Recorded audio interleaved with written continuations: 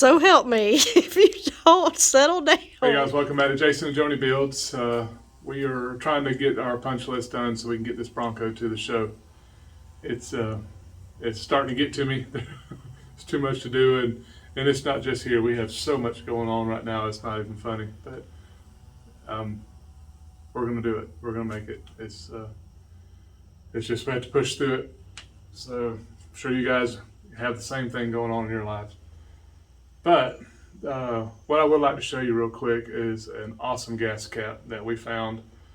We had forgot to even order one, and by the time we started getting this thing put together, you're like, man, you don't want to put something that looks janky up on the side of your Bronco after spending this much time and money.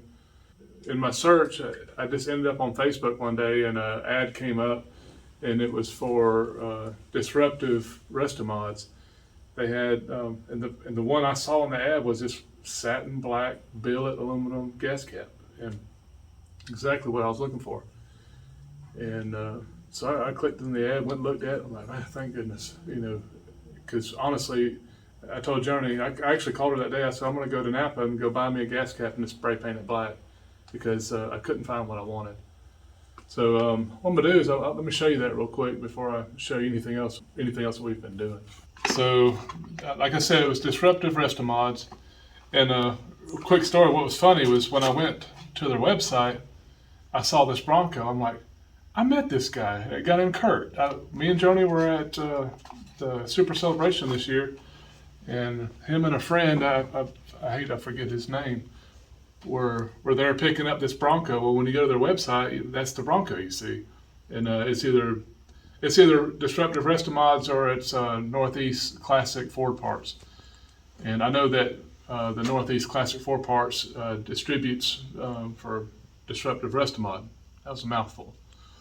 But I met these guys at a gas station across from where the show was at, and we just talked for a while, and I was looking at their Bronco because it was beautiful, about this same color. And you'll see it on the website. So anyways, long story short, I went there and I saw these caps, and he's got the satin black, he's got a gloss black, he's got polished. Just remember, you need to know if you have the 66 through whatever it is. They had the shorty, which is the short throw here, and the later model Bronco is a little bit longer. So I don't know. You need to look at yours before you order it, find out. But this cap is just really, really nice. Joni was really impressed with it. It's heavy. It's a little bit wider than the original, so that way it helps cover up these bolts that hold the filler neck in. And then it's got a nice edge, so it's a lot easier to grab when you're taking it on and off. So this is just a nice piece to help finish off the Bronco right here. Isn't that nice? That is nice. Exactly what we were looking for. It really is. So that was just another piece that we finally got done, got the filler neck in, so we're ready to put fuel in it. But as you can tell, got a whole lot of wire to pull. And like I was saying, guys, I have a lot to do before we can get to the wiring video. And I needed to go ahead and put the dash in. I know a lot of you mentioned maybe put quick disconnects or whatever where I could take the dash out quicker. It's just, there's too many pigtails coming here and there. So I needed this in so I could put my column in. I needed to put my column in so I could hook my steering up. Today I bought the low car shift linkage kit so I could adapt to my AOD transmission. And nice. It actually shifts now. It steers now. So, this is the kind of progress we've been making this week. It doesn't look like a lot, and it's huge to me, but this is a huge mountain that we've got to get to. But we're about ready. A little bit more to do, I think, on the inside. Oh, you guys see I've got the windshield wiper motor in. It's wired up. I got the cover on it. I've got the gasket under the windshield. I don't have it pulled down. That's why it's kind of just sitting kind of floppy. and show them some other stuff around here we've been doing. Under the hood here, guys, we've got, like I said, our steering. I built a nice band, aluminum band, to tie down the steering column. I know you guys see that and think that that's not stock, and it's not. I built it. See the linkage we have in. I've been working on my AC hoses. I guess I could mention this real quick too, guys. The original video, I made a mistake. You know, I make a bunch. But anyways, when I had the compressor in, I didn't look at the instructions. I had my compressor rolled straight up, you know, where the fittings come out of the top.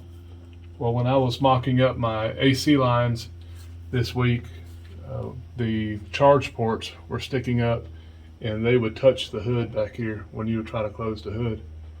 So I went back and looked at the instructions, and lo and behold, you have to roll the compressor with your fittings in this direction. Well, it looks tight, and it still is, but it still works. If I have my fittings on, if I have my hoses on, my high side comes down, and then thanks to my buddy Brian Berry, he kind of mentioned it one day that he was going to run his underneath his suction lines, well, his AC lines, period, because he's running the EcoBoost, are going to be down low. I'm like, well, I'll do that with this one. So I'm actually taking my suction line, going below the engine and coming back around, because they show it running through your throttle linkage here, and I'm not doing that. So we got those done. We got them crimped. I just haven't reinstalled them. I need to clean them out real good. I got some flush.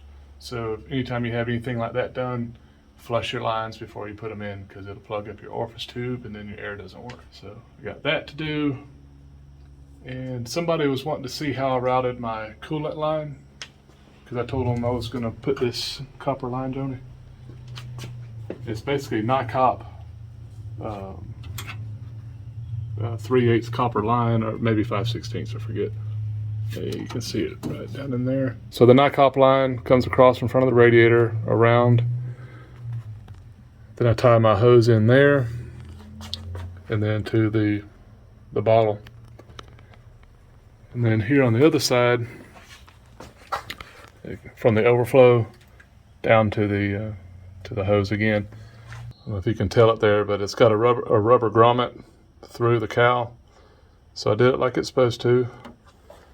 And if you were to see it out front, let's see, there it is. It's straight, so it's not unsightly. So I know this video is kind of crazy, guys, and but this is kind of what I'm dealing with at the moment. So my next thing is I need to pull wires into the engine compartment, and so I've got this painless block-off plate already bolted in. I'm leaving my booster out until I get this pulled, so it just makes it a little bit easier. I don't have to be working around it.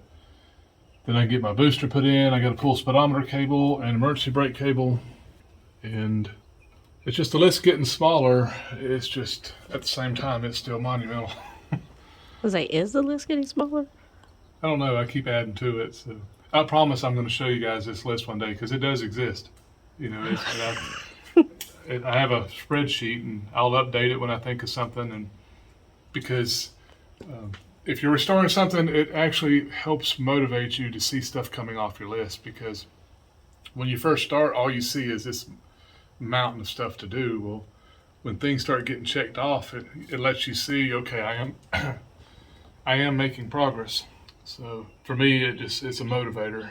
So I'm going to show you that one day. Well, I've talked enough, and I'm going to get back at it. We'll be back with a better video soon. Hope you guys have a good week, and take care.